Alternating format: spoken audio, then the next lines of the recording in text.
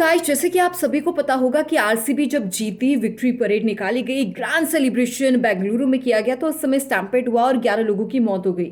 लेकिन अब ये मामला जो है लगातार कहीं ना कहीं बढ़ता जा रहा है और सिचुएशन बहुत ज़्यादा मुश्किल होती जा रही है आरसीबी के लिए, क्योंकि कहीं ना कहीं अब ऐसी चीज़ें सामने आ रही है कि भाई आरसीबी को आईपीएल 2026 से बैन किया जा सकता है, जिसके चांसेस काफ़ी ज़्यादा कम नजर आ रहे हैं। लेकिन अब बीसीसीआई की तरफ से कहा गया है कि एक proper rules and regulation set किए जाएंगे कि अगर कोई भी टीम आईपीएल में जीतती है या कभी भी जीती है तो उनको कुछ रूल्स एंड रेगुलेशन फॉलो करने पड़ेंगे। लेकिन एक्चुअली मैं बता दूं, ये फैसला कल लिया जाएगा और सारी चीज़ें जो है अब कल निकल कर सामने आएगी, क्योंकि कल बीसीसीआई की तरफ से एक मीटिंग बुलाई गई है जिसमें रूल्स एंड रेगुलेशन प्रॉपर तरीके से बनाए जाएंगे ताकि किसी भी शख्स को परेशानी का सामना ना करना पड़े। लेकिन दोस्तों, जैसे कि सभी को पता है कि कर्नाटक सरकार के जो वकील हैं शशि शेट्टी, उनकी तरफ से कहा गया है कि आरसीबी ने सेलिब्रेशन से पहले, विक्ट्री परेड से पहले परमिशन नहीं ली थी प्रॉपर रूल्स एंड रेगुलेशन के अकॉर्डिंग, और इसी को लेकर ये चीजें सामने आई है। इंसिडेंट हुआ और 11 लोगों की मौत हो गई।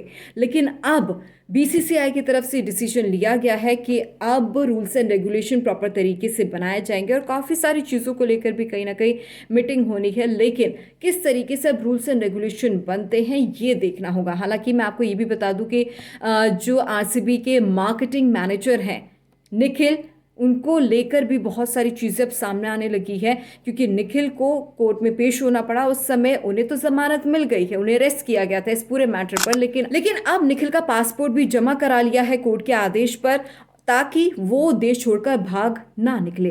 लेकिन अब पूछताछ की जाएगी। हालांकि जमानत तो उन्हें मिल गई है, लेकिन बार बार उन्हें सामने आना पड़ सकता है, जो कि जांच कर रही टीम उसके सामने। अब देखना होगा इस पूरे मैटर को लेकर और क्या क्या चीज़ें सामने आती है। लेकिन अब थोड़ा कल का इंतजार करना पड़ेगा कि किस तरीके से रूल्स एंड रेगुलेशन अब बनाए जाते हैं। इस पूरे सिनेरियो को लेकर आप दोस्तों क्या कुछ कहेंगे, मुझे कॉमेंट सेक्शन में ज़रूर बताएं।